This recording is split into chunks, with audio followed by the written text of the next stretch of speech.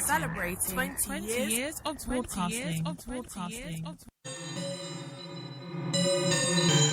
Welcome to Saturday Morning Talk Show, Spilling the Tea to Juliet G. It's every Saturday from 8 a.m. to 10 a.m. GMT time.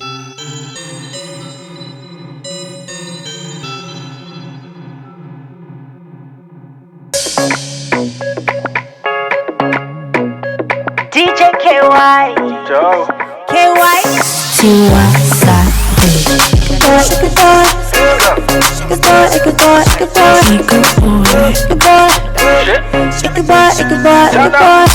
We got a little problem. I have a little problem. Baby, please tell me if it's solve them. Oh, only my baby can solve them.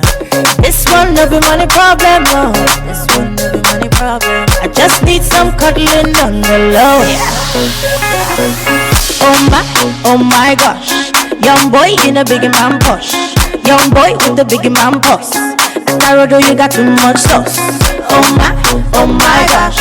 Young boy in a big man push. The way you need now, only me get time. Chop them like Tozo. Hey, you know I brought in the fire. Now you go tire. Enjoyment minister, just a wire. Here come again. I brought in the fire. Now you go tire. Enjoyment minister, just a wire. So for your informate, I believe your government, your legislate. So make me communicate and start to relate. Every time that we spend, I appreciate. So for your informate, I believe your government, your legislate. So make me communicate and start to relate. Every time we spend, I appreciate, yeah. We get a little problem. I have a little problem. Shy, you don't fool for my system. Oh, shy, you don't deal for my system. Now this one time biggie problem. Oh, this one time biggie problem. I just need some cuddling on the low. Oh my gosh. Young boy in a big man push. Young boy with the big man pulse. Tarodo, you got too much sauce. Oh my gosh. Young boy in a big man push.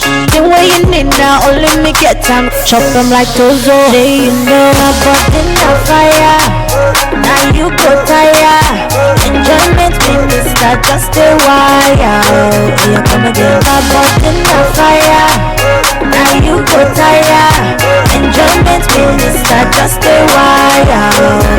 So for your informate, I believe your government, your legislate. So make me communicate and start to relate.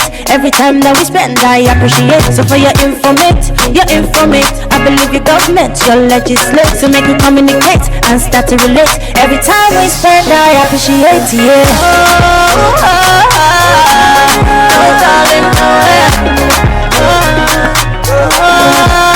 Never do that. No, yeah. No darling, no way. Big Smoke, sir. We're about to switch it up right now. I go by the name DJ KY. Let's go. DJ KY.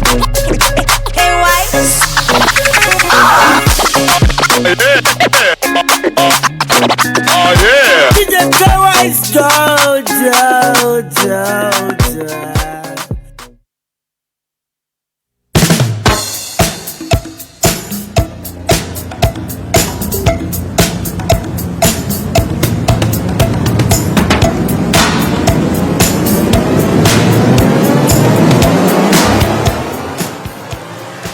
Morning, everyone. Rise and smile time. Rise and smile. You know what time it is. Today, I have another action-packed show for you. Yes, this morning, if you are still in your 90s or your PJs and still in your bed, just lend me your ears. You don't even need to do anything. Just lay there and listen. Anyway, it's another Super Saturday weekend, and let me tell you something. It's always sizzling in Supreme Land. So let's start your way the right way. Now this morning, I am going to be in conversation with Tracy Williams, yes, manager of Give Blood Spread Love of the Sickle Cell Society, and I am also going to be in conversation with one of their volunteers, Mr. Basil Bramble, a 65-year young man who will be sharing his personal experience of living with sickle cell. Now, for those of you that are tuning in for the first time, welcome, and thank you for making it Supreme FM. 20 years of broadcasting, reaching the community and the World Wide Web. No matter what part of the world you are tuning in from, north, south, east or west, for the next couple of hours, guess what? It's your host, Juliet G, where I converse with real people and get them to spill that tea.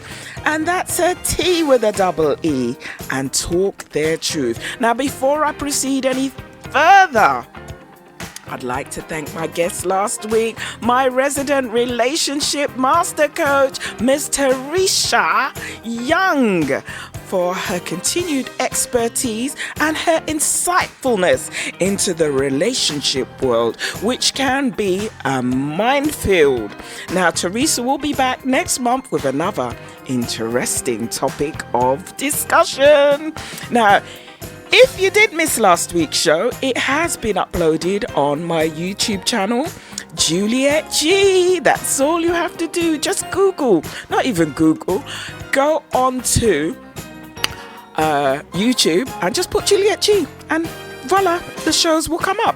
So, but please bear with me as I'm getting there slowly but surely, and all you have to do is like and hit the subscribe button so you get notified when I upload more shows. As always, I love to thank the Almighty, but I also like to thank the supporters and sponsors of my show, never taking anything for granted and always giving thanks to the Most High. Supreme FM Management, I thank you. Fine Boy Inc., I thank you. Martin Winter of James Shoe Care, I thank you. Account Hackney, thank you. SAS, you know who you are, thank you. Ms. V, the therapist, thanks for lending me your ears. And Teresa Young, relationship master coach, Lee Townsend, thank you. And my big sister Son for her weekly prayers, thank you. Now, big up to Miss Polly, Supreme FM's social media queen, and all the Supreme FM presenters. And finally, you, the listeners, thank you for keeping it supreme. Yay! Now, today is week 41 of the Coinage Cruise Savings Plan. Guess what? We've got 12 more weeks to go. 12 more weeks? Or is it 11 more weeks? I think it's 11 more weeks. We've got 11 more weeks to go. Now, for those that follow the Coinage Crew, there are 4 ways to save. 4 words this week, you're putting away £41, making a grand saving total of £861, or you can put a savings backwards, £13, making a total of £1,300 in your savings pot, or monthly for the month of October, you put in away £114.83, making a total of £1,148.34. Or you can put an even amount of £26.50 every week, making a total of £1,086.50. Now, however you choose to save, the end result will still be the same. And guess what? We're getting that bit closer to the end goal. So by the 30th of December, we will have a total of £1,378, whichever way you choose to save. Now, the Young People's Monthly Challenge will be coming to an end at the end of this month. Thank God for that. Did I say that? Anyway, If you are of primary school or secondary school age and would like to win a £15 gift voucher or certificate with a chance to be entered in for the prize draw in December, write a story or a poem about anything of your choice and voice note it to me. That's stt2jg@gmail.com. That's email. Or you can text it to 07958 674099. Quoting Young Person's Challenge. That's all you have to do. And it mustn't be longer than 3 minutes long. So on Saturday, the 23rd of December, all the winners will go head to head, where 2 winners will win a £50 gift voucher, a certificate, and a trophy, which is being sponsored by Martin Winter of James Shoe Care in Barkingside. And guess what? You'll get your name engraved on it.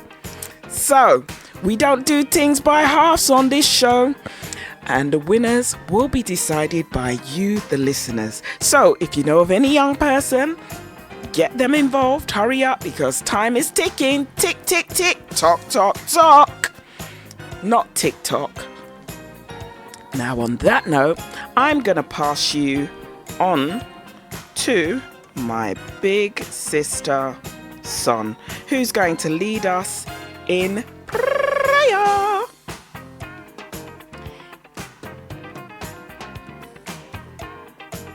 So bear with.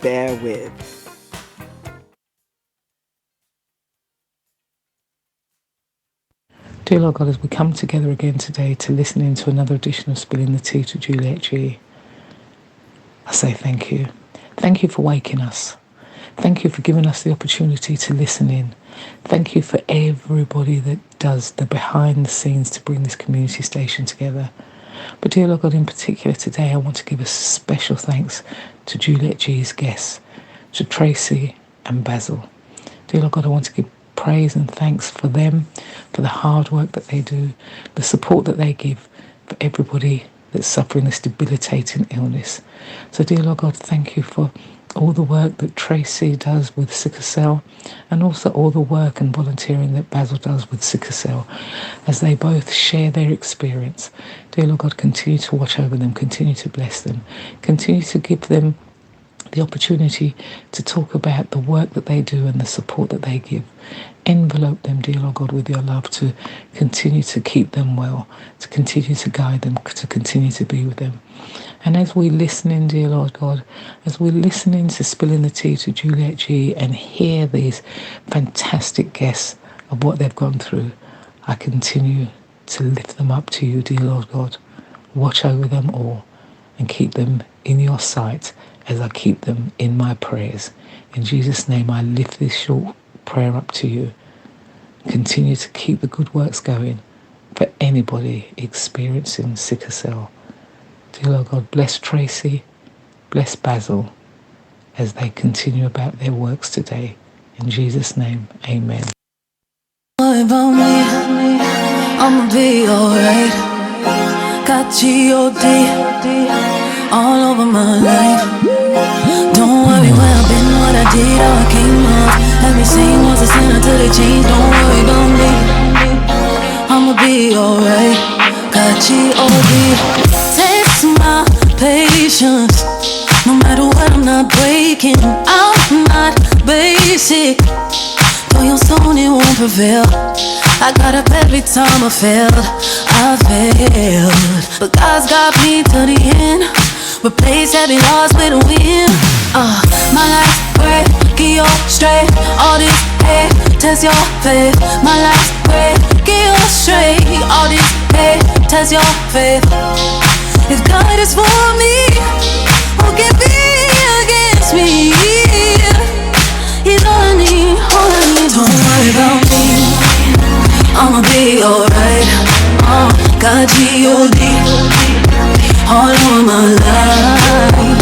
Don't worry where I've been, what I did, how I came out. Every scene was a sin until they changed. Don't worry about me, I'ma be alright. Got G.O.D. no temptation. I will will never leave him or forsake him. Won't stop praying.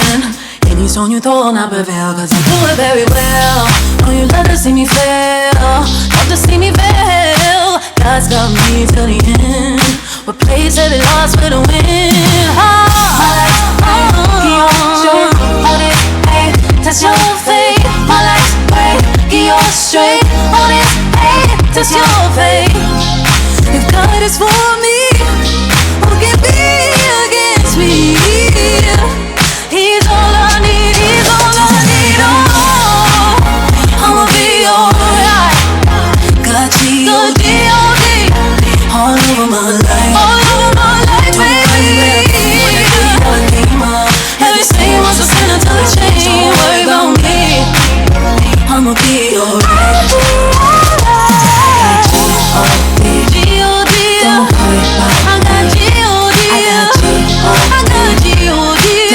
I got G.O.D. Don't worry about me. Got G.O.D. Don't worry about me.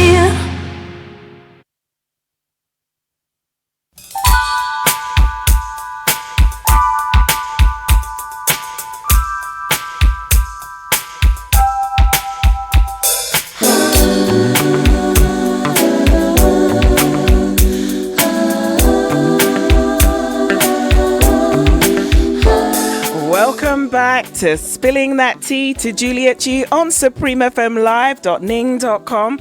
I would like to introduce my first guest, Tracy Williams, manager of Give Blood, Spread Love of the Sickle Cell Society. Welcome back, Tracy. How are you Juliet. this morning? Thanks so much for having us back. How are you this morning? I am very well, yes. It's good to be joining you so early. I know, isn't it just? So how have you been? It's been quite some time. How have you been? Yeah, I've been well, thank you. I think some of my team have been on the programme in between my last visit, but we've been very busy at the Sickle Cell Society, lots of things happening with the project, so it's good to be able to come on again and update you all. Oh, fantastic. Now, Tracy, you are the manager of Give Blood, Spread Love of the Sickle Cell Society. What's your role? What does that entail? Yeah, so my role at the Society is overseeing the project that you mentioned, Give Blood, Spread Love, and the focus of the project is on two things really. So we focus on raising awareness of sickle cell disorder. So lots of people don't really know much about sickle cell disorder, so we talk to people about that. But also very, very much linked to that, we encourage people, particularly people of African and Caribbean descent, to think about giving blood, because blood donations are really important for lots of people living with sickle cell. Tracy, just really quickly, can you briefly explain what sickle cell is for those people that are not aware? Is this a black person's disorder, or is it? Yeah, so it's absolutely not a black person's disorder. So anyone can get a sickle cell disorder, regardless of their ethnicity. Some of your listeners might be aware of people with sickle cell who are from the African or Caribbean community, and it is very much true that people from those backgrounds are more likely to have the disorder. However, what it is it's a genetic condition, so something that people are born with. It's not something that you can catch. You inherit it from both of your parents, and it's a serious blood disorder that basically affects the shape of your red blood cells. So the red blood cells are the cells that go around our body and carry oxygen, and when you have a sickle cell disorder, particularly sickle cell anemia, which is the most serious, lots of your red blood cells become sickle shaped, so like the shape of a sickle, or sometimes we say a banana. So they become misshapen, which means that it makes it difficult for the body to carry oxygen around, and it also makes it difficult for the blood cells to kind of flow as smoothly as they should do. So that's the condition, and complications from those two things that I mentioned, the lack of oxygen and also the cells getting stuck. They're the things that you might have heard of called a sickle cell crisis, which can result in kind of lots of different symptoms. So, Tracy, how does your organisation go about recruiting donors, and can you tell us why it's important to someone that has sickle cell? Yes, absolutely. So we recruit donors, blood donors, in lots of different ways. So we come on programs like yours to kind of raise awareness and encourage people to think about giving blood. We also have kind of lots of online information on our website and on our social media, showing people giving blood for the first time, hearing from people with sickle cell whose lives have been saved by blood donations. And we also, and this is something that is really important and we want to do as much of as possible, is we try and get in front of people from our target communities who can potentially sign up to give blood. So recently we did a really great partnership with an organisation called Black Unity Bike Ride. Okay. So they each year they get a huge group of people, mostly from Black and mixed race communities, but also other people, to cycle from one side of London to the other. Like 1,000 people do that every year.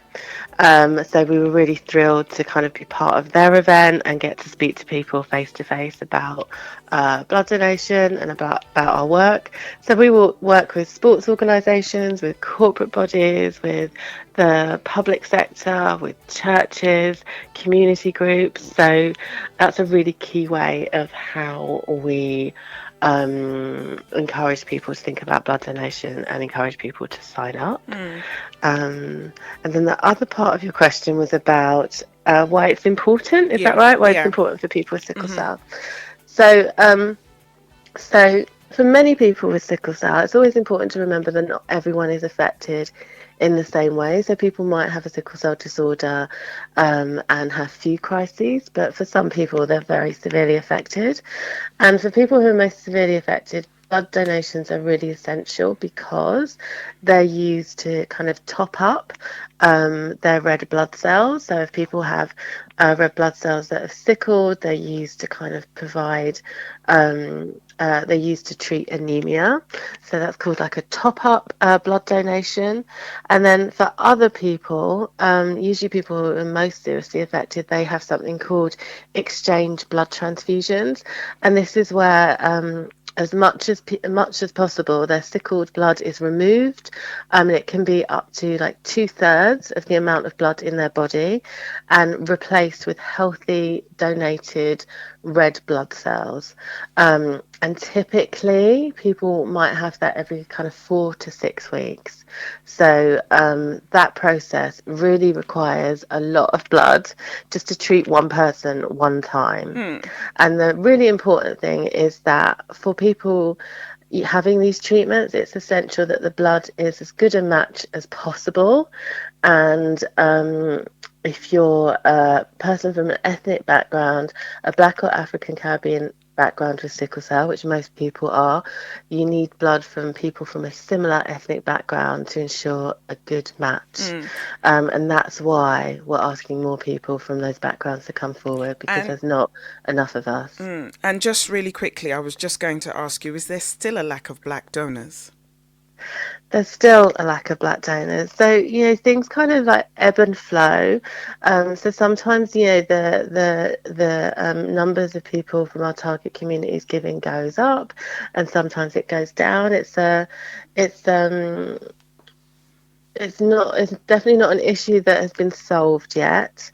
But one important thing to remember is that the demand has also gone up. So more people with sickle cell are being treated with the treatments that I mentioned. So the exchange blood transfusions, more people are having those treatments because it's a very successful treatment.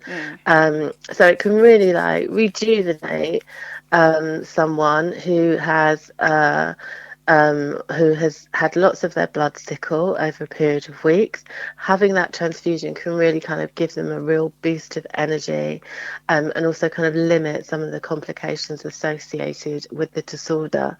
But that needs a lot of people's blood, and because more people are being treated with that treatment, the need has also increased. So it's kind of a mixture, people still need to be persuaded and not persuaded, I would say encouraged to kind of think about it. Yeah. But also on the other hand, there is a growing need, so which is why we're still out there. We'll stay out there as long as we need to do. Yeah. Tracy, we've only got 2 minutes left. And Oh. my final question is, if any of the listeners would like to get in contact with you for more information on sickle cell, how to become a donor, what are your contact details?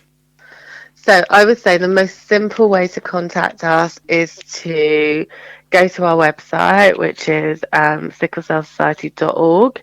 If you go there, you'll be able to find a link to the project Give Blood Spread Love, or have a look at our Instagram page, which is Give Blood Spread Love on Instagram. Or you can drop us an email this is a really simple address, info@sicklecellsociety.org. So any of those ways you'll get through to us, and there's lots of information about sickle cell and also about the work we do and how you can get involved. And also one last thing is that even if you can't give blood, there's always something that people can do. So there's lots of other ways that you can support us. And if you kind of come through any of those links, you'll see more information or be able to get in contact with me, and I can tell you more. Thank you so much, Tracy, for coming back and spreading awareness on sickle cell. Coming up next, I'll be speaking to Basil, who is a 65 young man who will be sharing his experience of living with sickle cell. So stay tuned.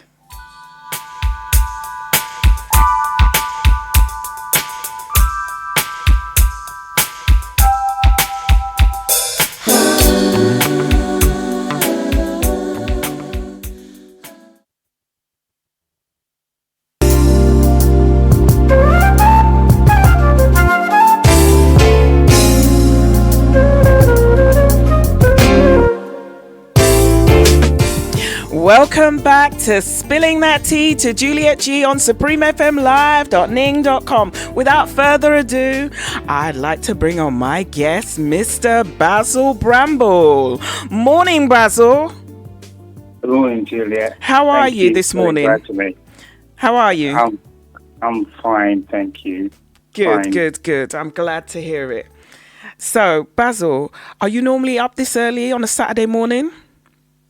Sometimes. Okay. And I've got a very, very important question to ask you, Basil. Do you listen to Supreme FM? I do, and I know some of the DJs on Supreme. Oh, good answer. I like that. Now, have you listened to my show, Basil? I have. Even better. I like you already. So, Basil, let's get to it. Can you tell the listeners a little bit about yourself, like where you grew up and, so on? You just share what you feel comfortable sharing. Okay, yes, I will do. I was born in 1958 in Paddington, London, St Mary's Hospital. And I moved to East London when I was 4. And I attended a hospital where a lot of people don't know. Every time I'm in the London hospital, I'll always mention this hospital because I remember it because I remember having an aquarium, and it was it was the first children's hospital in the country. It's a Shadwell Hospital, Children's Hospital. No, I don't remember that either. Shadwell, in Tower Hamlets. I don't remember that.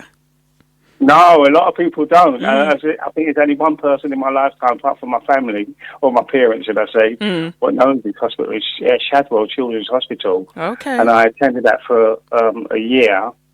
And Dad, Mum, we moved to Stratford, 1962. And I started going to the Children's Hospital in Hackney Road. And attended there until I was 16. And obviously went over to the London hospital. I remember going to the London hospital was a big change from the children's hospital, because you even though I was suffering quite a lot with the sickle cell, and sickle cell was never spoke about at the time, and nobody even knew the name. I just said I was anemic, but in the children's hospital, you kind of they spoil you, even though you're having transfusions, still on saline drips and having the odd injections. And growing up, I was a small child, and very, very slim and tiny. And I remember reaching my early teens, and Mum sort of saying to me, she didn't know how I managed to take all those needles in my little arms. Oh. But it was just a case of having to, and being here now, speaking to you. It was very, very, very challenging. I was very slight, very small, always anemic, always ill, back and forth to hospital, it seemed like every week. So Basil, tell us, what was it like growing up with sickle cell in the 1950s? Because, it's different now. So what was it like back then? I know you mentioned that you was in and out of hospital, and but what was it like? Well, I was just a sick child. As I said, I know about sickle cell now, like we all do, but no one knew about sickle cell. It was never called sickle cell. I was just called that that this child has anemia, and growing up, I was looked after really well. The doctors seemed to know what they was doing. Brilliant NHS, because obviously I was having my salines and injections and painkillers, but the word sickle cell wasn't used. It wasn't used until I was about 14, after my parents sort of got tested in about 1972, and then they didn't know anything about it. And then I remember my dad and Mum looking at each other, and one was saying, "Oh, so you're so-and-so," which was a carrier, and my dad saying, "Yeah, and you too," And then about a year after that, I heard about sickle cell. But growing up, it was nothing different. What I can remember is that having the blood bottles and the saline bags, which were bottles then. When you watch the old black and white films, you see him having transfusions. That's what I said. That's what I used to have, It's changed. The other thing, when I was younger, growing up, they used to send you to convalesce, because I stayed in hospital for so long. Sometimes they would send me to convalesce, and I convalesced twice at the age of 10, and when I came out about 11 and a half, and I schooled in a hospital in Banstead, Surrey. Done my schooling there, saw doctors. I think the hardest thing for me there was only seeing my parents once a week. They used to get picked up from Children's Hospital and coached to Banstead, Surrey, and they was only with us for about an hour and a half, and then they would get coached back. Oh, wow. But apart from that, I was treated well. As I said, got into my teenage years and went to, I used to say it's a big hospital then. So, yeah, it was not much different from now. Still had pains and still had plenty of hospital. Basil, you have siblings, yeah? I have one. Oh, you've got one sibling? Yes, I have one sibling. Oh, okay. And what, if you don't mind me asking, what happened? What happened in what way? To your sibling. You said you had one. No, sorry, I had one. Okay. I have. Sorry, it's probably the way I speak. I have one. You have one. Child. Oh, okay. Yeah, I have one. Yes. Child or like brothers, sisters? Yeah, he's a. Well, I have siblings. Yeah, that's what I was asking you. I'm sorry, I thought you meant have I got a child? No. I have siblings, as in brothers and sisters. I have 4 siblings. Oh, you've got 3 4 boys and 1 girl. You have 4 siblings. I have 3 brothers and 1 sister. Okay, right. We got there in the end. I apologise. Sorry. No, that's all right. That's all right. I didn't quite hear you. No, sorry. Yeah. Maybe I'm not talking clearly enough. So you've got 4 siblings, 3 brothers, 1 sister. 1 sister. Yeah. What was your relationship like with them? Because I mean, if you We was was in really hospital close. a lot. Yes. I used to occasionally see me when I was younger, and as I got older, we was really close. Mm-hmm. Yeah, and I can remember having a couple of crises over time, and one of my brothers would like pick me up, and instead of calling the ambulance and actually just take me to the hospital in a car, which obviously probably wasn't a good idea, because obviously you're probably better off having blue lights, because it's we all tend to look pretty well being sicklers, and it's so hard when you're in accident emergency proving the pain you was in, because you can't see the pain when somebody's crying and screaming. But yeah, I'm very close to my siblings. School life. You mentioned that you. What was your school life like? Primary school, I seemed to be really spoilt by the teachers. I was in and out of hospital, well, 3 or 4 times a year. But when I came back, I was welcome back. And obviously, I used to get gifts from the teachers at Christmas time. Maybe I've always had a smile on my face, which I still do now. But primary school, it was challenging, just like life. But it was good. But I missed a lot of school. I missed so much. Basil? Secondary school wasn't too bad as well. Tried to indulge in some sports. I couldn't swim, and I still can't swim. That was the only thing I struggled with. And I've spoken to a few sicklers my age, and they said they have the same problem. What? You know, obviously the breathing and just the technique. It just seemed to panic and struggle. You know. Okay. So I never swam. Basil, when you were growing up, were teachers aware of what sickle cell was back then? No. So no. It was just called anemic, just like when I was in hospital as a child. So all they knew was that you was an anemic child? Yes, that's all they knew. Did you ever go into crisis when you were at school?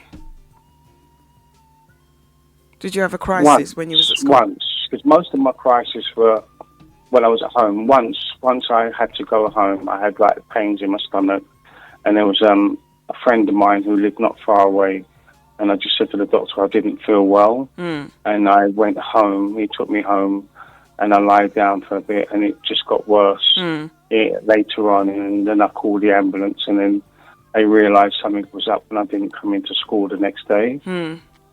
Yeah, but mainly my crises have been overnight, which has been really weird. You know, I've had tummy pains and serious wrist pains, joint pains, even at work, at school, but full-blown crisis mainly later on, you know. Basil, can you describe to us what the pains are like when you are in crisis? Oh, it's excruciating. It's I described it. I went to a meeting with some sicklers in a path lab in the London hospital about 7 years ago, and they asked me the same question, and I said it was literally like 4 heavyweight boxers with hammers and 6-inch nails, and just banging it into every part of your body. Wow. It just banging it into every part of your body, and the pain, you know, the excruciating pain with sickle cell. You can't breathe. You're on the floor. You're panicking. You're in so much pain. You can't walk. Your limbs have gone, and you know you're crying. Even a grown man cries. A grown woman cries. That's the pain you're probably in. Probably 4 heavyweight boxers just hitting you with 6-inch nails all over you, bang, bang, bang, and it's like you kind of jumping around like somebody is actually punching you, and it's just there's no pain like it, no pain at all. It's just horrible. And now, do you have a lot of crises? I not as many as I used to. I mean, most sicklers are in pain each and every week. I mean, I have pain every week. Yeah. Either in my arms, my joints, my knees, and my belly, my back, and I sometimes have like small crises, whereas I'll take medication and rest. And then after a couple of days, I'm not too bad. But when it does turn serious and I'm taking my stronger painkillers, then I know I'm going to go in hospital. So, I do have pains every week. So, I speak to my dad every day and I'll say, Dad, I had a turn last night. But I seem to be probably as luckier than some, because some sicklers are being quite often like I was when I was a youngster. But as I've got a little bit older and probably a bit stronger, I'm managing my pain control probably better, but I'm still in pain every single week. Your siblings, do any of them have sickle cell? I have 2 brothers with the trait, and they're fine. They don't have any problems at all. And what does the trait mean? Because there's some people out there hearing sickle cell for the first time. It means you're a carrier, and it's best if you meet a partner that they do not have the trait. Because if you do and you have children, it's 1 in 3 chance that you'll have a child with full-blown sickle cell, like myself. Yeah. So, Basil, how did you handle sickle cell and working?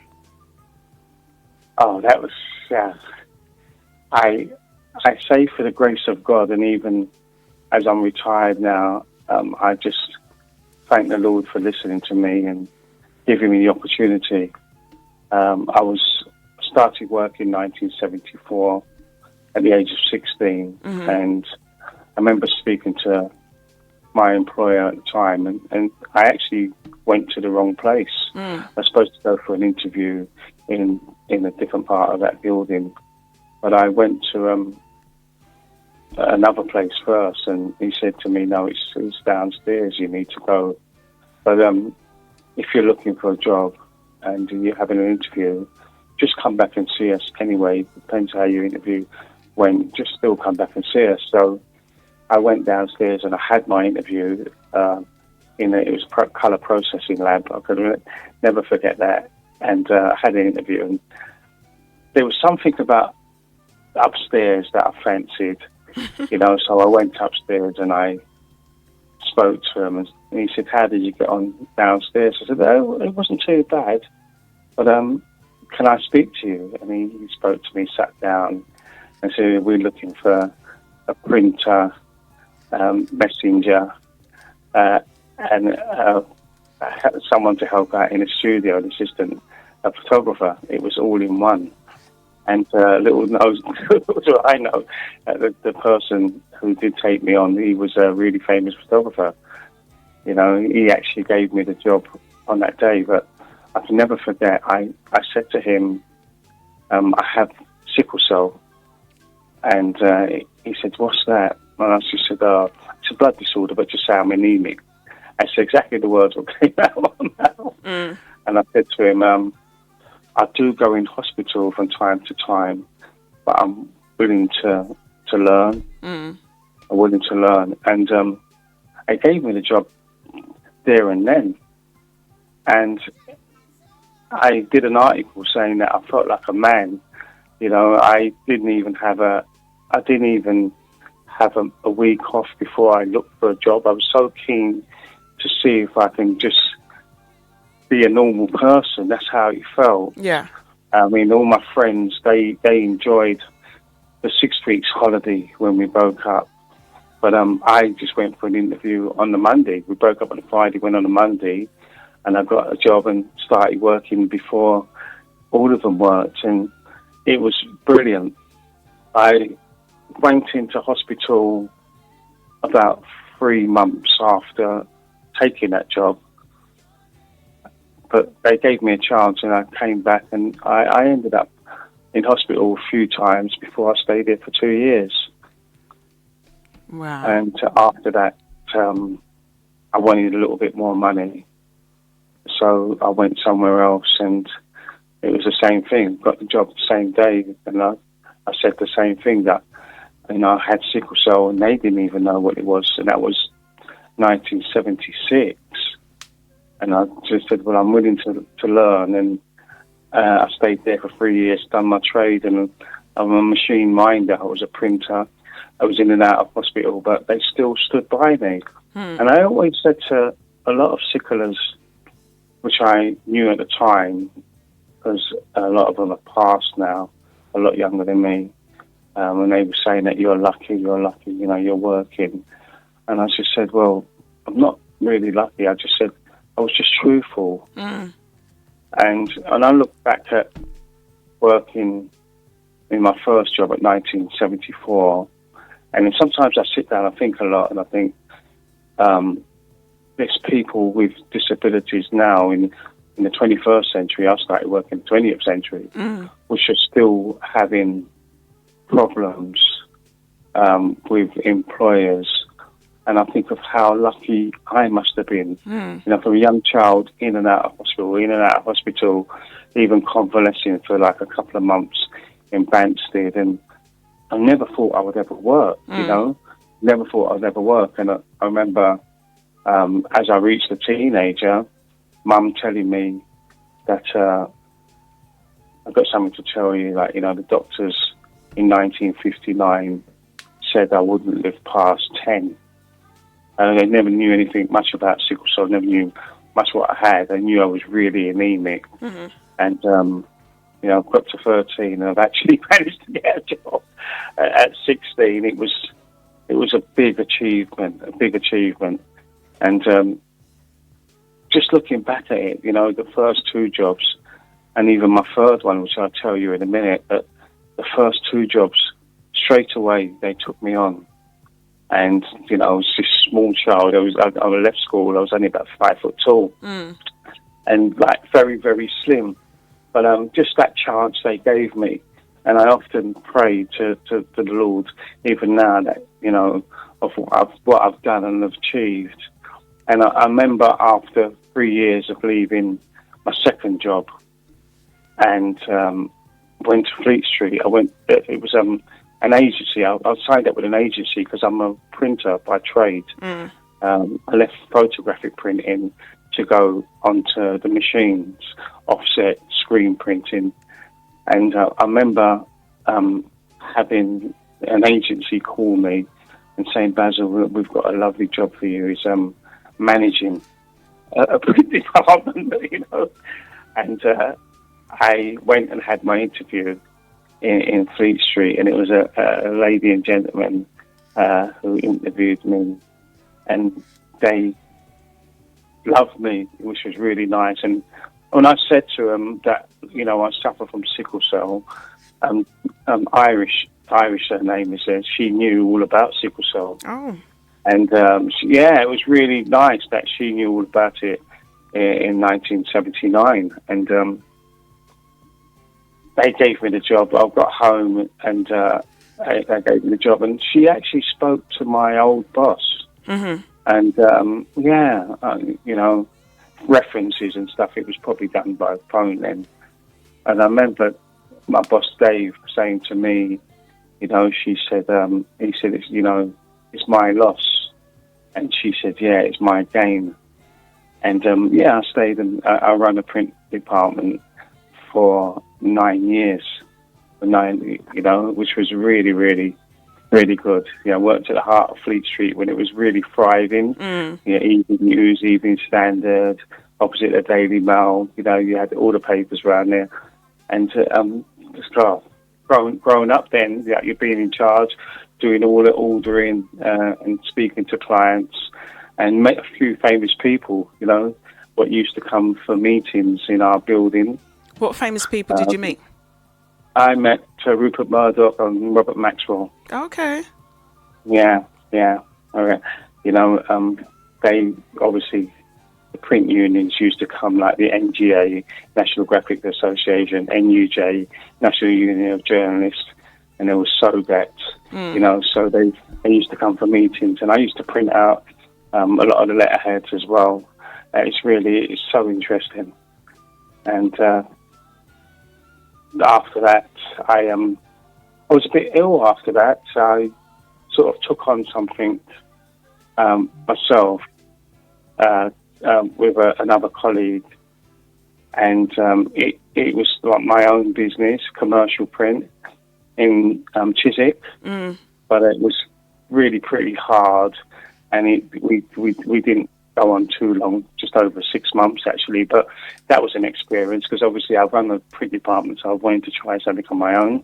And after that I sort of was a little bit burnt out with my sickle, so I took a little bit of a rest, and then I actually got a job and worked for the CPS, which was I was running the print department there as well.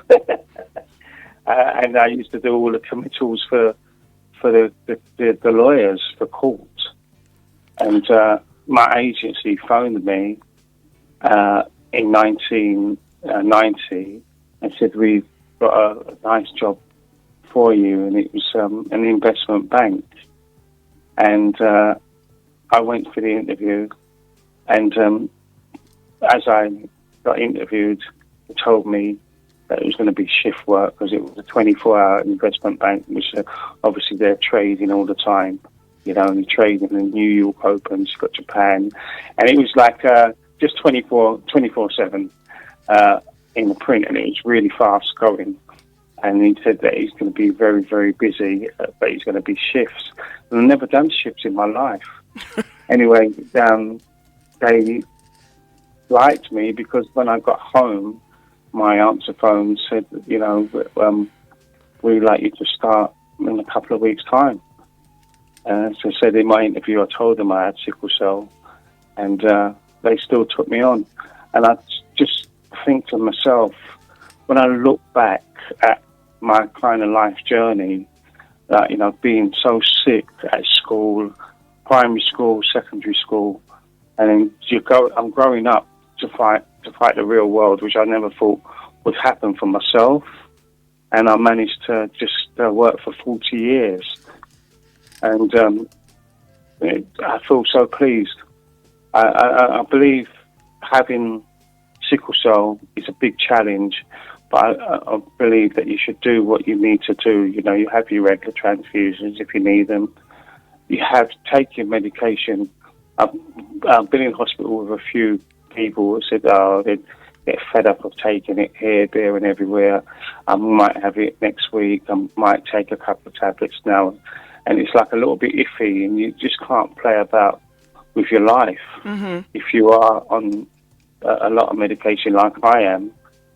Each day I wake up to 1 in the morning, and then with breakfast I'll have another 7, and then at 1400 hours I'll have 1, and then at 9 o'clock I'll have another 1. But, you know, these things are there to preserve you, and I've had a lot of kind words said to me over the last few months, even to last week when I saw a girlfriend of a friend what lives in my block, and I was coming in on the estate, and she said to me, Rob said that you had sickle cell.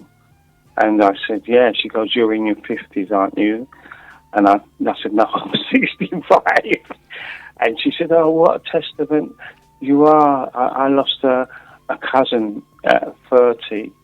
And I believe that I have done well, and I do believe that I think to myself that I've had a lot of challenges. And Basil, we are actually coming up to our all-important community break. I absolutely, completely forgot because I got engrossed in your story. So if you just bear with us, and we'll come right back. Sure.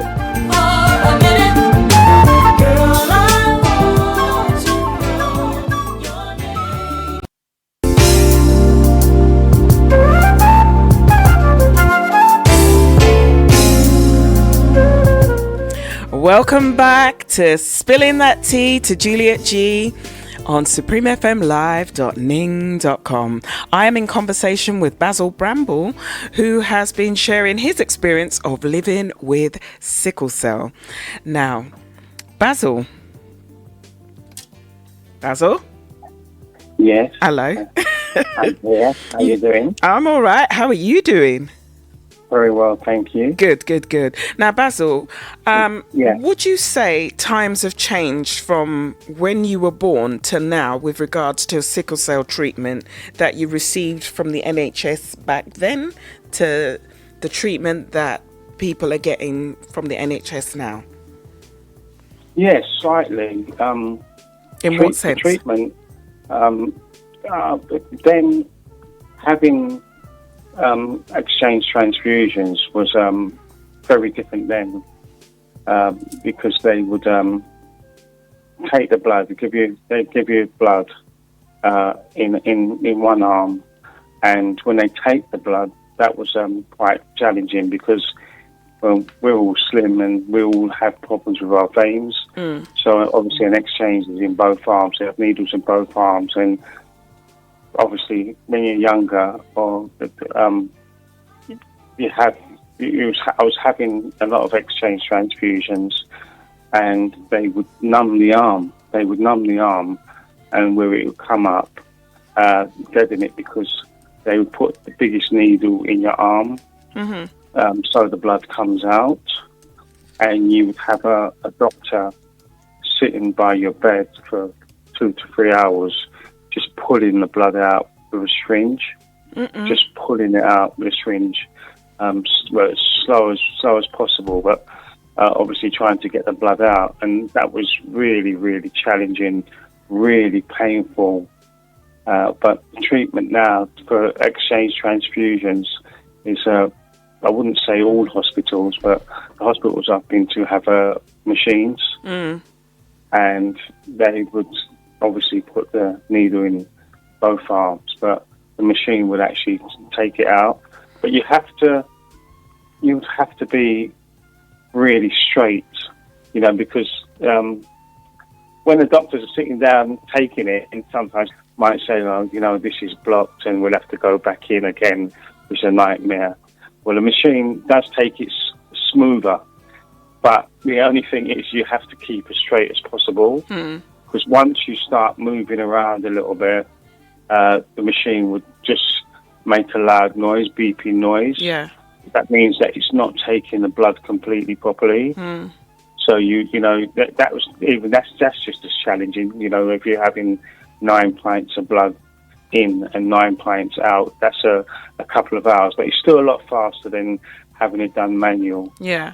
And I do feel sorry for some sicklers, because I never had as many blood transfusions and exchange transfusions as some sicklers, and whereas our veins collapse quite a lot, because we always having blood taken from us, and that's the main thing with sickle cell. It's like they need to take blood to check it, and you get so sore. And there's some sicklers I know where they have to go to the operating theatre to have, when they're having an exchange, is to have the needle put into the artery in the groin first, and then they go back up to the ward, and then they have connected to the machine.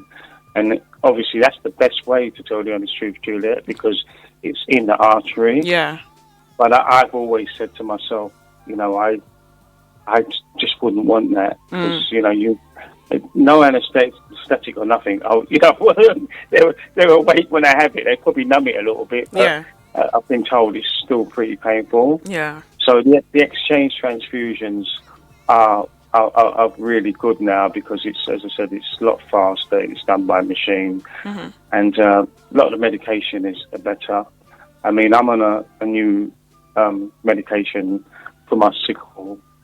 It's called hydroxyurea, and I've been taking it for just over a year and a half, and it's cut my crisis down quite a lot. And the main thing is it's cut down of me having a lot of transfusions and exchange transfusions, and I'm here to say that I haven't had an exchange transfusion for quite a while, which is right, which is good. I mean, the hydroxyurea, it just makes the red blood cells bigger and helps to stay rounder a little bit longer and more flexible. You know, so it's really, really, really good for you. You know. And as I said, at my age, I feel like I'm 21 most days. I'm not looking it, but I feel like I'm 21. As I said, we don't nobody convalesces now, so hardly anybody knows what that means. If I was to say convalesce, but convalesce would be done in various hospitals, not just for sickle cell. You know, it'd be done for a lot of patients, whereas they would just send them away. It's funny, when I was in the children's hospital, I grew up with a guy who had cystic fibrosis. Yeah. And he would convalesce with me at the first time. We was convalescing, they sent him out of the children's hospital, and he convalesced that over in Banstead, Surrey. And that was always a good thing, you know, because it was just good for the mind. And, you know, obviously you missed your parents, but totally honest truth, and I probably shouldn't say this, but even though you had a lot of challenges, because you still saw doctors, you still was on transfusion, but it was like a holiday. Yeah. You know, it's nice green. You would see the rabbits every morning and the night, and that was so good for the mind. You know, especially like being a child, and you know, you just see it in hospital all the time in pain, and just to get away. And it's just a shame that they don't do it now. It's probably funding. Well, there are other. Sorry to cut you. Were there other black children convalescent with you? There was a few. Because there was another hospital which they came from as well. Because obviously the coaches picked you up, and mainly a lot of them were from the children's hospital in Hackney, and there was another hospital. There was some other black children as well. Not many, but there was a few. Yeah, and it was just I still could see myself now, and they used a picture of me for the sickle cell legacy, like when it was going back sickle cell over the years. And I remember going to the Windrush in Brixton when they had it there, you know, and there was like pictures of sicklers, and there was me there on a ball. And I remember being on a bouncing ball, and that was me convalescing. And I was standing there. It was like, you know, in the exhibition centre in Brixton, in Windrush Square, and there was a young lady, and she noticed I was staring at it, and she was saying, "Oh, that's a nice picture of that person who's got sickle cell." And I said, "That's actually me." Yeah, I bet she was shocked. Looked at it, and she said, "Oh, they're doing such at you." She said, "Oh, are you on Facebook? Are you on so-and-so?" I said, "No," but because she took a picture of me with my phone a couple of times, and I sent it to a few people. But yeah, that brings back times. I can imagine. Now, are you on a lot of medication as a result of your sickle cell? Yes, quite a lot. Oh, really?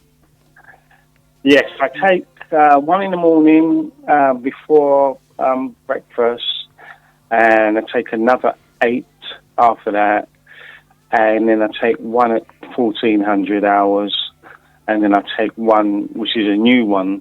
I've got a reminder in my phone for that one, actually, because it's pretty new. It was given to me after my last major crisis, which was last year, June.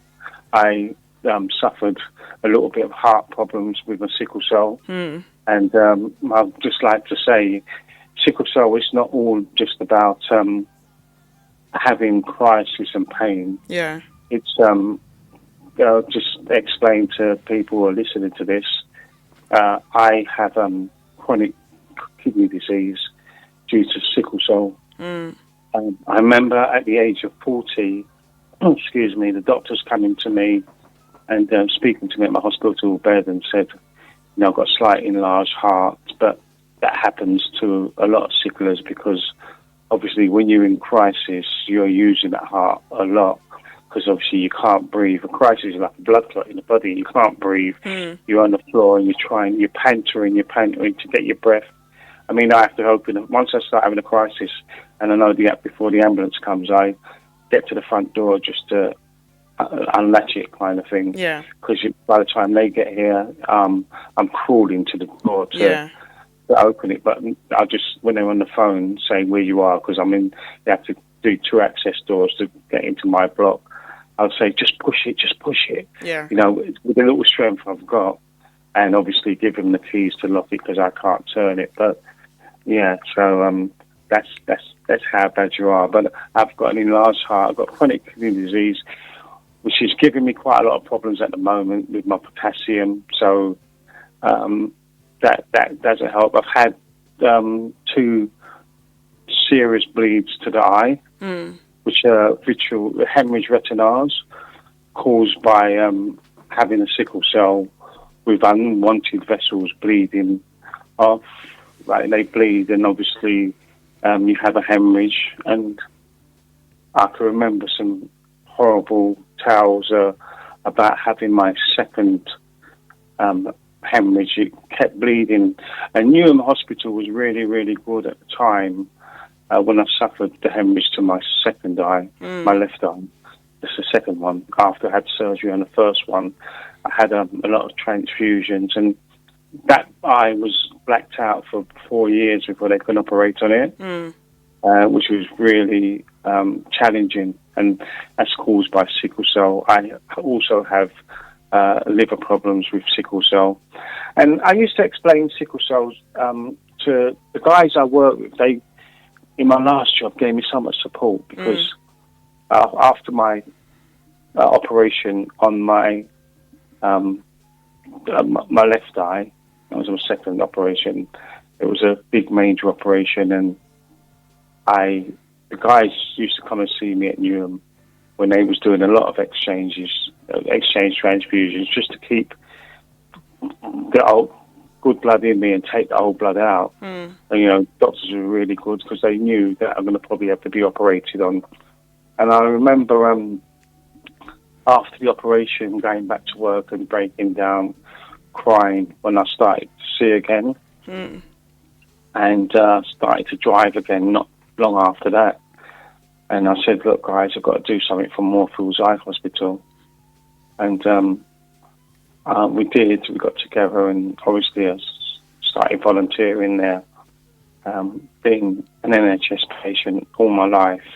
I wanted to give back to the NHS somehow. I'm going to give back somehow. It didn't matter what it was. Just like that's all I ever see. And I always say to everybody, like, I'm in my second home. Yeah. But explaining sickle cell to the guys who used to see me in hospital, because after I started my last job, I was admitted in hospital about 3 months after that, and they used to come and see me. And when I got better and went back to work, they used to say to me, "You didn't look too good when we saw you. We didn't know if you was going to make it, because obviously we are pretty bad with sickle cell." So I was explaining to them the problems I have, and I said, look, you've got sickle cell is a blood disorder, and it's from the top of the head to the little toe, and you can have problems with any part of the body.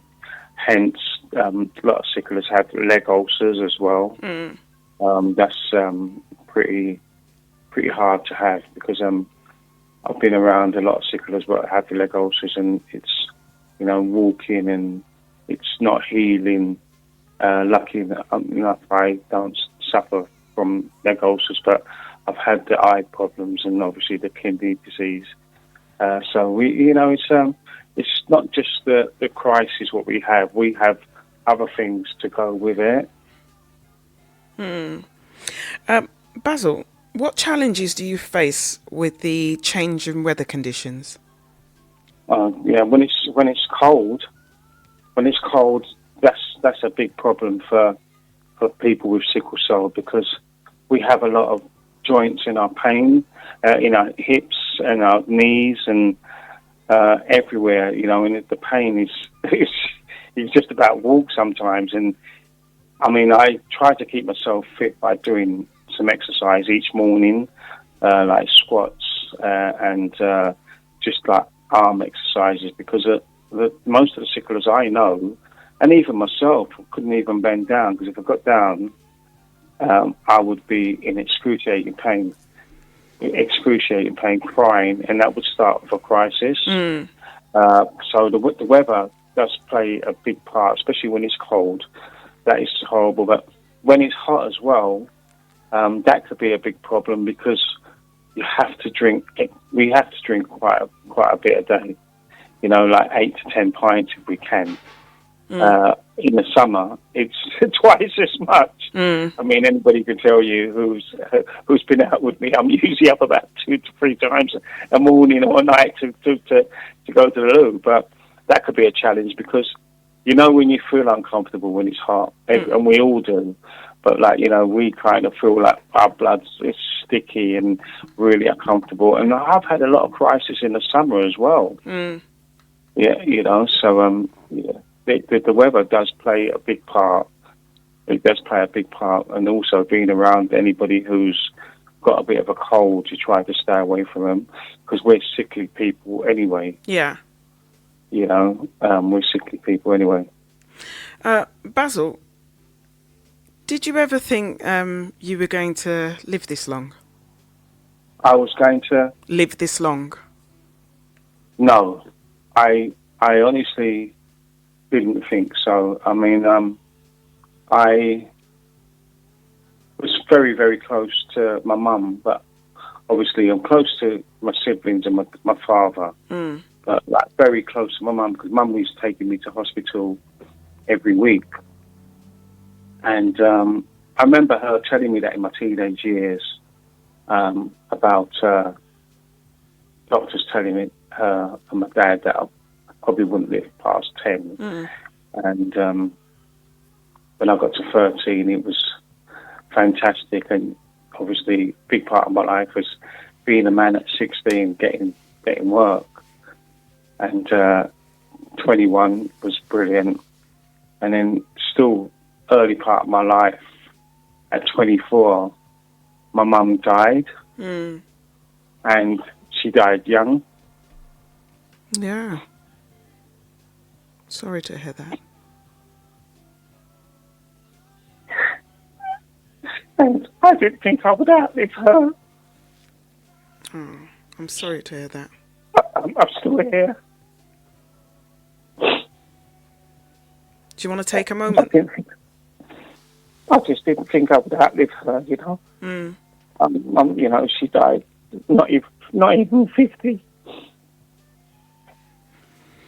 And I've reached 65, and she's up and down with me, and I thought I would have gone a long time. God bless you, Mum. Yeah. Let's just take a moment, yeah? Yes. We'll take a moment.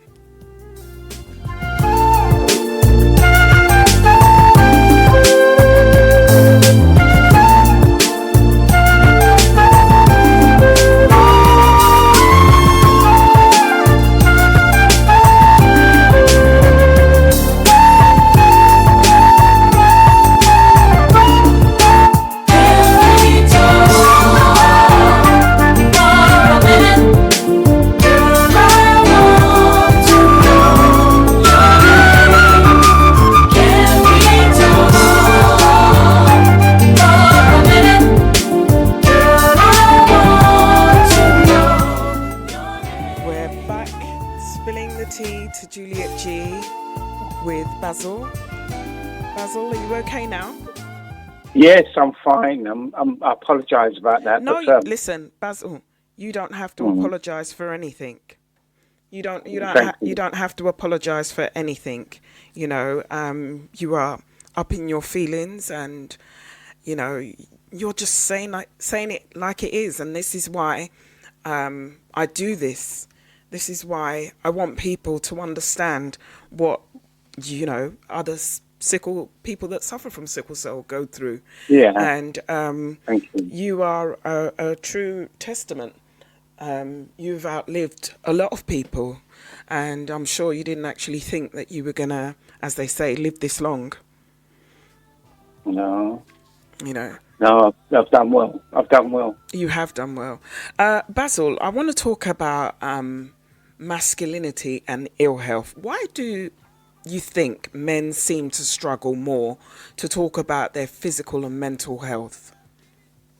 I think growing up, always being in a hospital,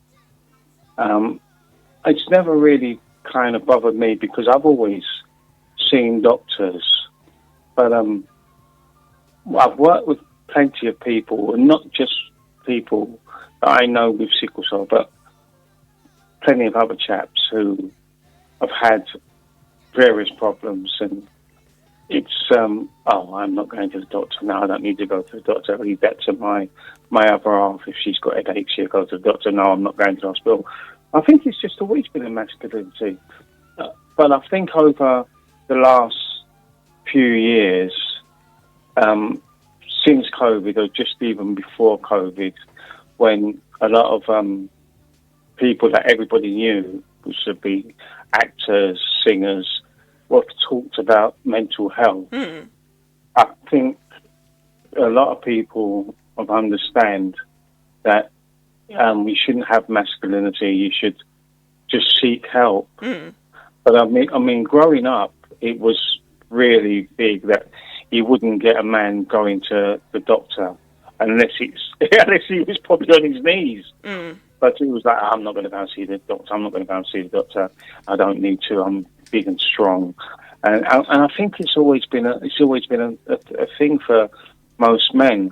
I wouldn't like to say it for everybody because I know myself. I've always been going to hospital since the age of 19 months. So any little thing, I would go because it could be the symptoms of what I suffer with. Yeah. But I have heard that plenty times before, and I've seen it, and I've worked with people when I've said to them, you know, you need to go see the doctor now. I'm all right. I'll be all right by tomorrow. And it's just a masculinity that they just don't want to show weakness.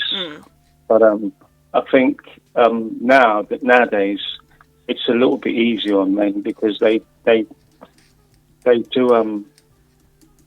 tend to sort of say to themselves, like, you know, he needs help, so I need help.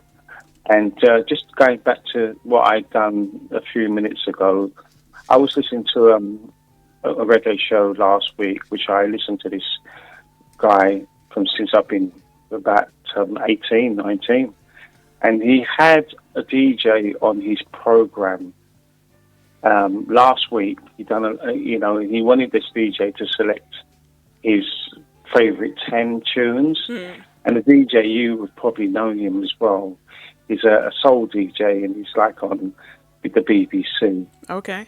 And he done this show, and the last record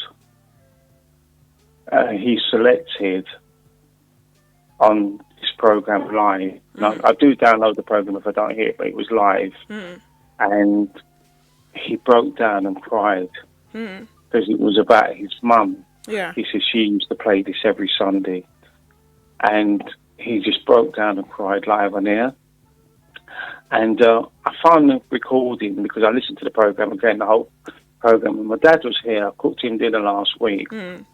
And I said, you know what, Dad? Listening to DJ so-and-so, which I won't say, on so-and-so program, and just listen to this last bit. So he was talking about a record. There was a record come on which was Warrior Charge. I'm giving it away who it was. And Warrior Charge reminded me of growing up. Yep. It was like about Just Shaka was in it, and it was Brinsley Forward. If you remember that record, it was probably one of the first black films I saw with my brother. And talking about that was the second from like Final Records. So I said to my dad, like, listen to this. This remind me of when Mum used to go to Harvey's Records shop in Green Street and bring back records for me. Like, because I was in a sound system, she would buy me like Pioneers, Long Shot, Kick the Bucket, all them old tunes. But Spoonie actually selected a tune from his mum, which was a John Holt classic. And he said, I can remember Mum putting this album out, 100 Volts of Holt, and then he just broke down. And, you know, I've just broke down just speaking about my mum. And the masculinity just went. So, you know, there is some of us got our big softies at heart. Yeah, because another question that I want to ask is, what do you think can be done to get men talking and getting in touch more with their feelings? I think employers should have people that come in and speak to staff regular on everything, you know, or you know, even junior doctors or doctors, like just have a surgery kind of meeting. Whereas if you're not going to go to the doctors will come to you. Yeah, and maybe just come in once every 6 months even, and most companies got boardrooms or some kind of office, and just explain that you can tell us about how you're feeling. You know, even if they had a patient, like, say for instance, like someone like myself. Basil, like, you know, I've done plenty of talks. Basil, on sickle cell. Basil, hello. We are actually coming up to that all-important community break. Yes. Okay.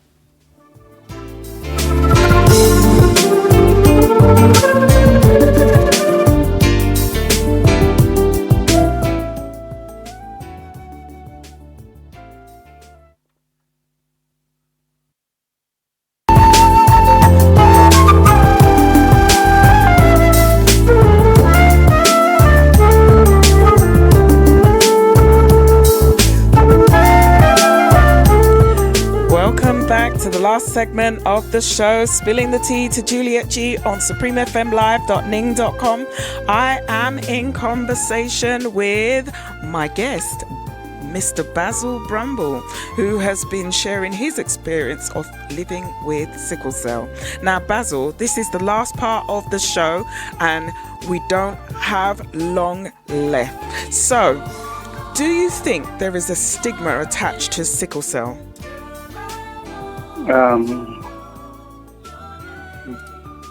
Yes, I think so. I think there is. I feel I've always faced a bit of a problem when we go to exit emergency. Yeah. And is that through lack of it's a lack of understanding with some of the nurses and doctors. And I remember going to a certain hospital, which I won't name, and we all complained and said, like, you know, we're having such a hard time before we can get up to the ward, even get our painkillers in accident and emergency. And it just seems like nobody sort of believes the amount of pain we're in. It's like, you know, we're crying and bawling, and like you're literally kind of picking us up. But you know, if you look at us when we get better, we don't look like we've got sickle. It's like a silent, you know, it's like living with like a silent disease, really. And I think it's just the understanding. We need to have more understanding, and we got that. A lot of sickle cell patients got together, and they had a head nurse was dealing with sickle cell, and we had a ward which was mainly a sickle cell ward, which they do now in London Hospital.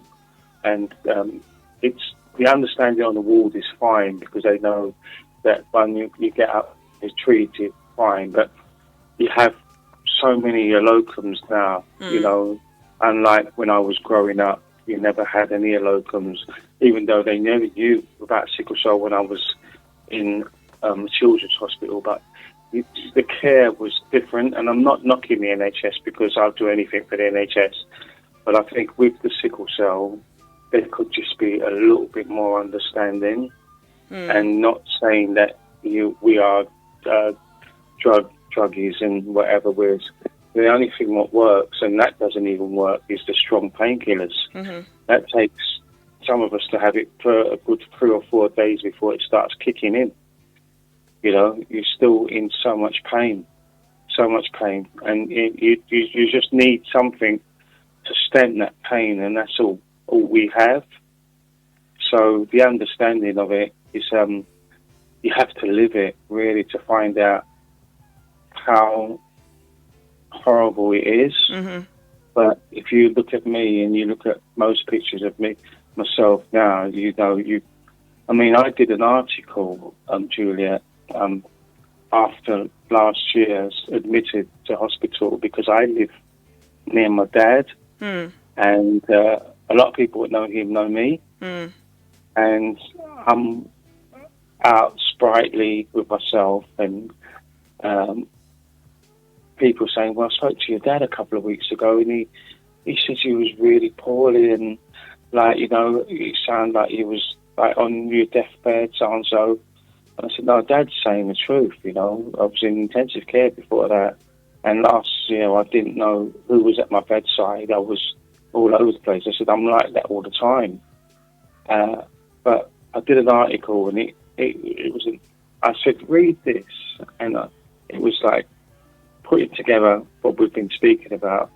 As a sickle cell person, I was told that I would live till 10. I saw the consultant a few weeks ago, before I was admitted, and I was sort of in tears and upset over a loss of a dear friend with sickle cell. She was a bit older than me, and doctor said to me that we don't live much past 40. This was all in writing. Yeah. And I said, I've lost about 30 friends with sickle cell, all younger than me, and we don't live that long. But we can sort of look a little bit respectable and fit and healthy when we do come out of hospital, unless a lot of us have had hip problems and we're walking with a walking stick, or we're walking with a white stick where we've had hemorrhages like myself. But most of us look really well, and it's just the understanding that sickle cell is a horrible chronic disease, and the chronic pain is a horrible disorder. And you have to take, like myself, I was one of the lucky few out of my friends with sickle cell who have worked. And when you get your employers actually visit you and see you, how you look and how you are in hospital, and then say to you 3 or 4 weeks after you've come out of hospital, or you 3 or 4 weeks, after you've gone back to work, oh, you look so different. I wouldn't believe I've seen you in hospital like that a few weeks ago. And I had a colleague in my last job who used to come and see me regular in hospital and even at home. And we had a repertoire. We used to speak about sports. And I remember him speaking to me, and I don't want to come across really bad, but I need to say this. About 5 years before I retired, because I retired in 2013, and I remember seeing him, and he said to me, Basil, you look so well. He said, you know what? After knowing you for like 15 years, I'm seeing you in hospital. He says, you know what? I know about sickle cell. He said, I want to say this, but I don't mean to be bad, but I shouldn't say it. And I said, no, go on, say this, Jason. And he said, you really shouldn't be here right now. And he said it in a way, whereas he knew that I told him about my lifespan. And for someone who sees you quite often when you're in hospital, just like my siblings do, and my parents, and knowing that sickle cell can do what it does to you, it's hard. So yeah, we need understanding, really. Yeah.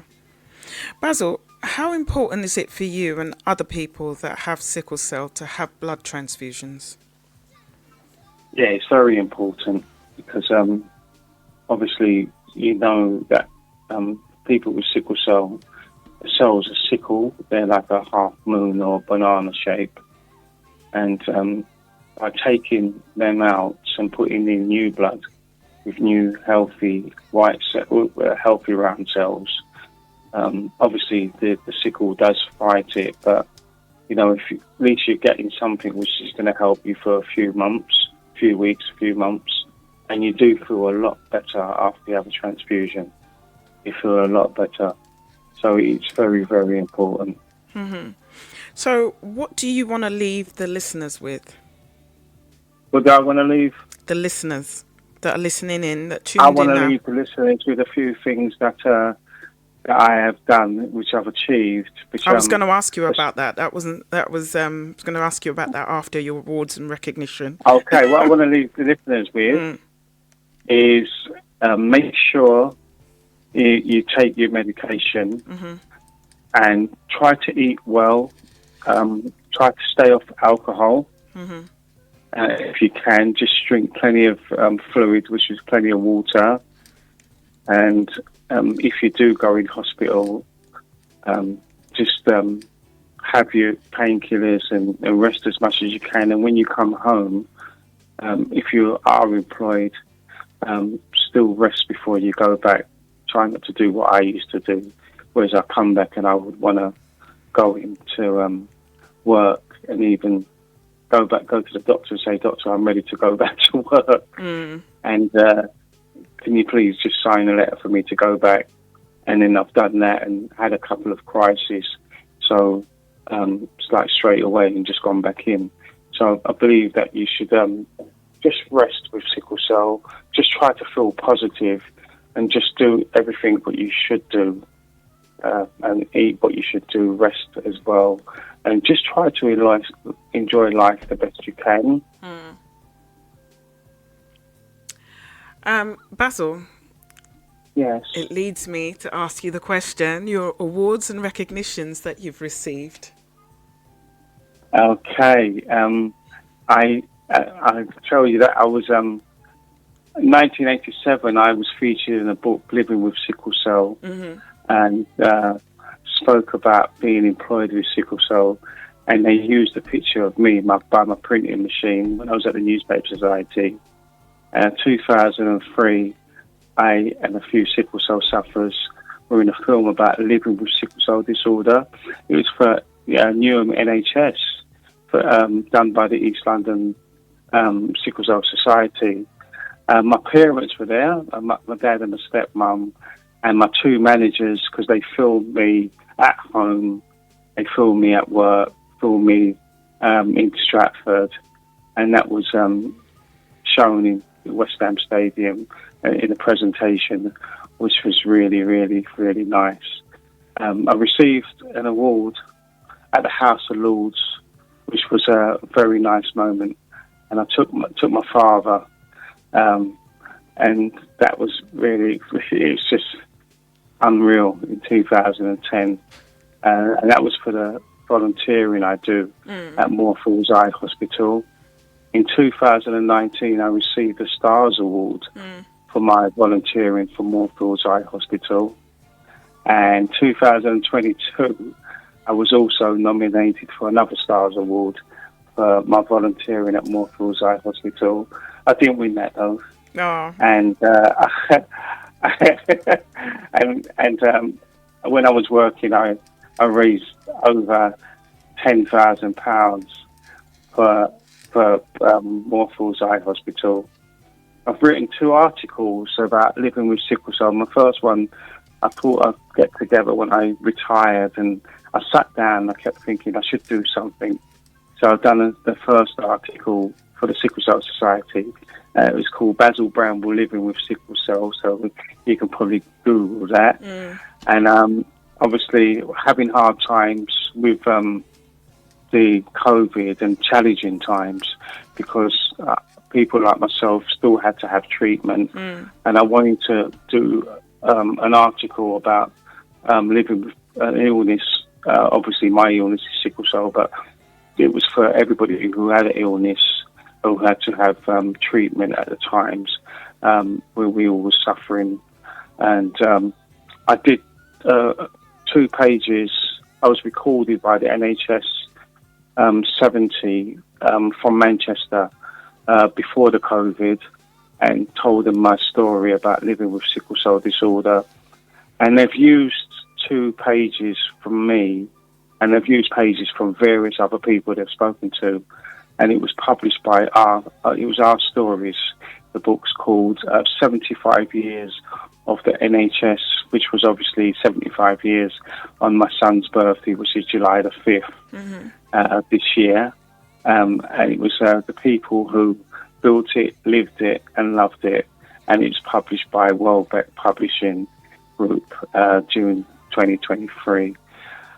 And a big achievement for myself was having a party for myself with all my colleagues and management for working for 20-year service, which I managed to do 23 years at my last employer before I had to take early retirement due to ill health with sickle cell. Well done, you. Yes, thank you. And received vouchers and a watch, gold watch was signed as well with my name and everything on the back. And it was fantastic. It was, looking back at managing to work for even just 23 years at one employer, it's an achievement in itself. But that was the last employer I worked for. I've worked for a few before that. So those are my achievements, and I'm hoping to do another article soon. And how many years have you been a volunteer? I've been volunteering for Moorfields Eye Hospital for 24 years. 24 years? Yes. And is that something... Go ahead. I started when I had my second hemorrhage in my eye, and I remember going back and forth to the hospital, and I had so much support from work colleagues, and decided to volunteer for Moorfields Eye Hospital. I wanted to do something for the NHS, and just wanted to give back as being a child who's always been looked after by the NHS, so 24 years. And just when I retired work, it kind of helped a lot, because obviously retirement was really hard, but I had that volunteering to do, which I obviously still do now. And there was a head nurse at the Sickle Cell Society, and she knew me, and she knew how positive I was, and that I liked my volunteering at Moorfields Eye Hospital. And she asked somebody in East London Federation Trust if they would speak to me, and saying that I know this guy, he's got sickle cell, and he's been volunteering for Moorfields Eye Hospital even when he was working. Once I thank my employers for giving me the opportunity to have days off here and there when I needed to volunteer on special events. And going back to Sickle, she recommended me train up in mental health, and I trained up for the NHS in mental health, and I do volunteering for the East London Federation Trust now and again. I haven't for a little while because they've been quiet, but I didn't go into any units or hospitals. I just did a lot of volunteering at events for them, and so I have 2 passes for my volunteering. Yeah. and it's both for the NHS, which I'm really pleased in having to give back something in my lifetime to the NHS. And you also volunteer for the Sickle Cell Society, yeah? Yes, I do. Just saying. I do now and again. Okay. I'll be actually in a Sickle Cell Society in a few weeks, having a coffee with John James, hopefully. Hopefully. Okay. Hopefully, yeah. So if he likes this interview, he'll love it. Don't worry, he'll love it. Yeah, he will do. Yeah. He will do. So he's like my 2 articles for Sickle Cell, and I've told him I've written another one, but it's a different staff there, and I have to sort of see if I can get my leg into the door to push this article. Because don't worry, you'll get your leg in the door. I hope so, because it's a special one, because I had so much lovely words said to me by family and friends when I turned 65, and obviously they said that, it's an achievement for what you've been through. And I sat down and I thought, I'm coming in sometimes at 6 o'clock in the morning for my raves. I even was out last Saturday. I didn't get in till about 6:30. You were raving? And yes, I was clubbing last week, and I had a 60th party the week before, which I got in about 3 o'clock in the morning. And I think at 65 with Sickle Cell, I'm still be able to do it. You're still going strong. That's what we like to hear. Yeah, still going strong. But when you ask me what Sicklers do, I have a plan when I do go out, and I try to stick to that plan, that I will do everything on the day before, mainly a Friday. I will do everything that day, and then... When you say do everything, what is it that you have to do? Yeah, I will do my shopping. That's the main thing. Okay. And if I need to go outside, I'll come back in, do my housework. And literally, on the Saturday I'm going out, it's only ironing for what I'm going to wear.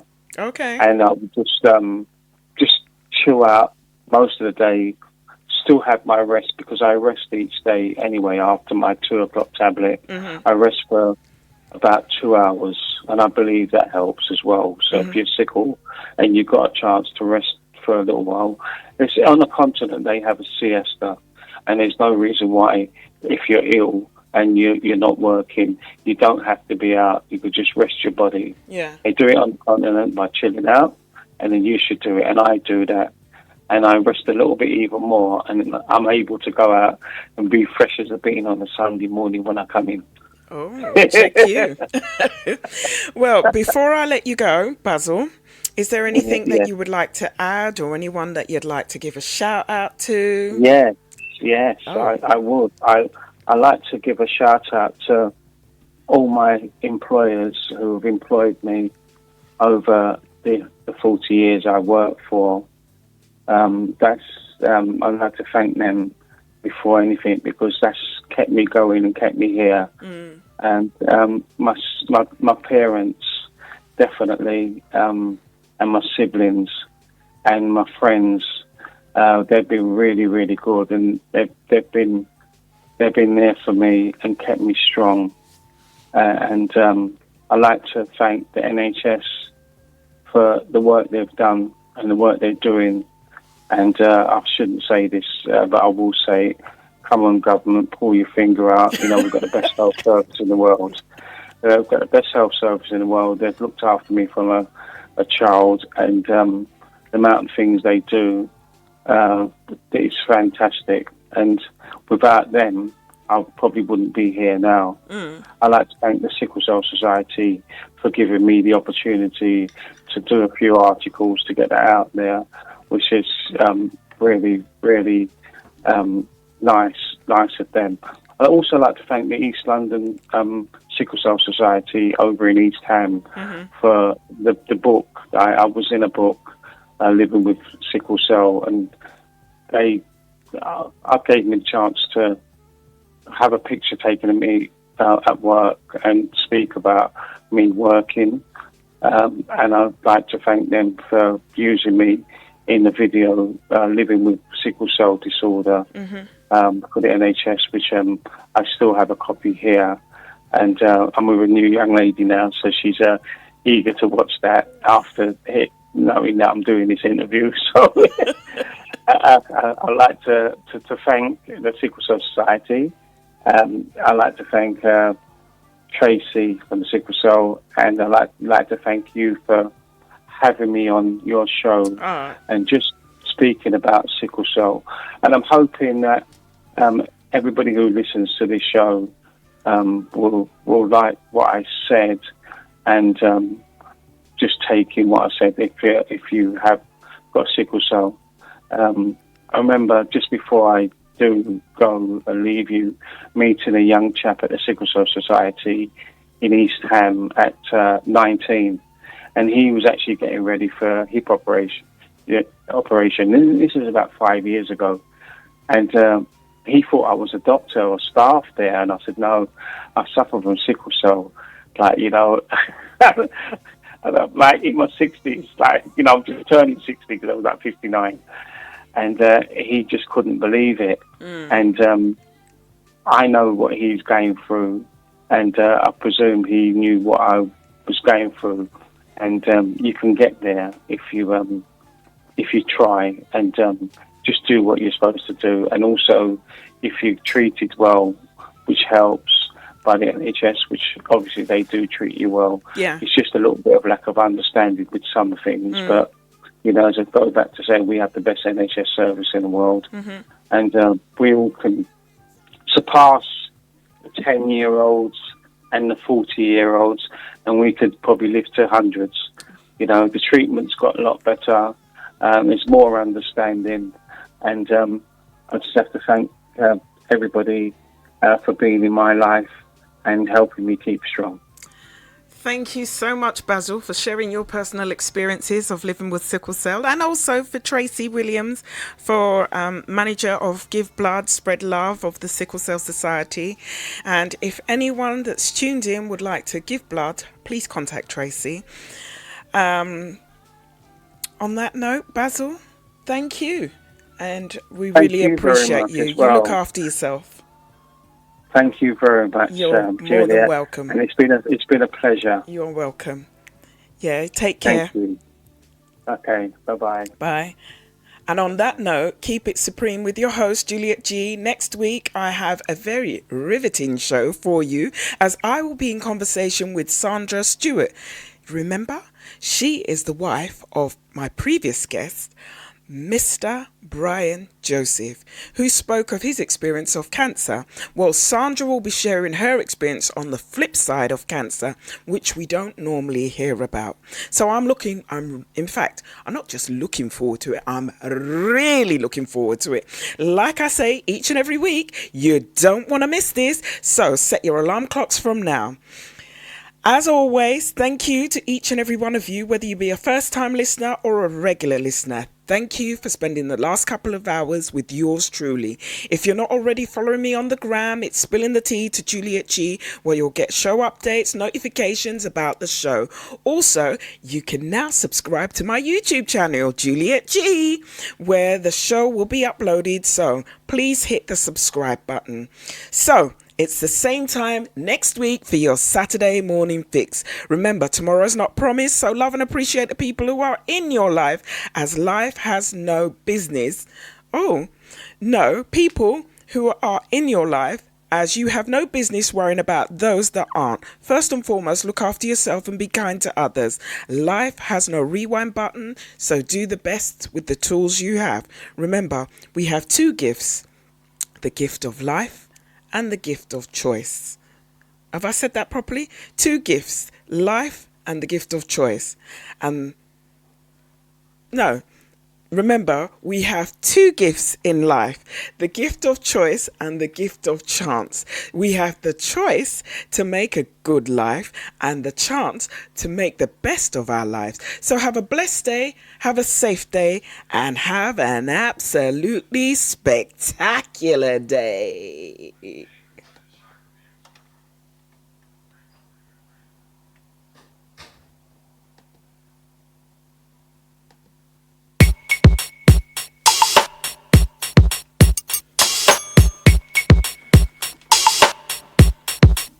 Though you may not drive a great big Cadillac,